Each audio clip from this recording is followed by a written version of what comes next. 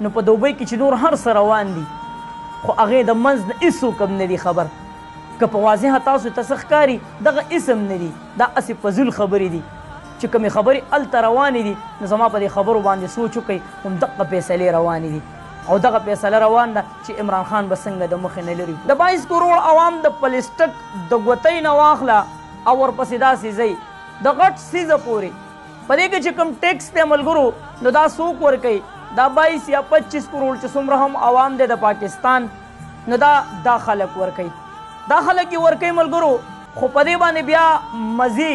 څوک کوي دغه یو څو کسان چې کوم تاسو کتلی شئ چې دا په دقیقې پیسو باندې مزې کوي د 22 یا د 25 کروڑ عوامو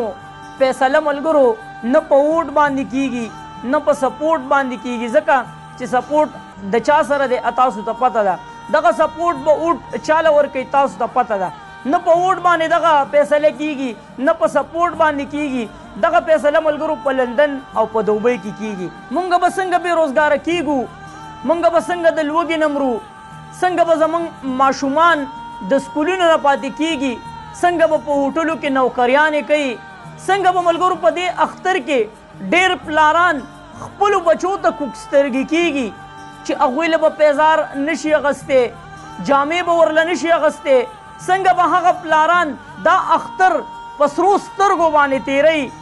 دا فیصلې په دوبۍ کې روانې دي دا فیصلې په دوبۍ کې روانې دي چې موږ به څنګه خپل نوسي او کړوسي ځکه چې بچي خو په موږ باندې هغې مقام ته ورسول چې هغه تاسو کتلی شئ خو اوس د خپلو نوسو او د خپلو کړوسو فکر دی د دې خلکو سره چې څنګه به د دې عوامو نه موږ پوستکې اړو او هغې خپلو نوسو هغې خپلو کړوسو ته به ژوندونه په سهولت کوو څنګه به موږ دغه نوسي او کړوسي په دې عوامو باندې حکمران کوو خو دلته د هغې خلکو سوچ څه شو چې هغه دا سوچ نه کوي چې ولې د پاکستان فیصلې په دوبۍ کې کیږي ولې پاکستان کې دغه فیصلې نه کیږي ولې دا فیصلې په لندن کې کیږي دا ولې په پاکستان کې نه کیږي ولې د عمران خان په شان دا الفاظ مخې ته نه راوړي چې زما مرګ او ژوند په پاکستان کې دی زه که مرم نو په پاکستان کې به مرم که زما ژوند وي نو هم به په پاکستان کې وي څه شو د دغه پاکستانیانو ضمیرونه چې هغه نه راپاسي چې دا سوچ نه کوي چې ولې د پاکستان فیصلې په دوبۍ کې کیږي ولې په پاکستان کې نه کیږي ولې دا میټینګونه په پاکستان کې نه کوئ ولې تاسو په بهر ملک کې خپل اخترونه مناوهئ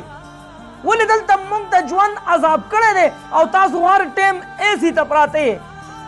ستاسو بچی مزې کوي زما بچی نن په سکول پسې ړوند کونډ شو زما بچی په هوټل کې نوکري کوي ستا بچی ولې مزې کوي ستا بچی ولې زما د بچي سره په یو ټاټ باندې نه کینی په سرکاري سکول کې ولې سبق نه وایي چې تر څو پورې د دغه سیاستدانانو بچي ستا او زما د بچي سره په یو ټاټ باندې ناستی نه کړی سوال نه پیدا کېږي چې د دې ملک نه کرپشن ختم شي سوال نه پیدا کېږي چې دا ملک ټیک شي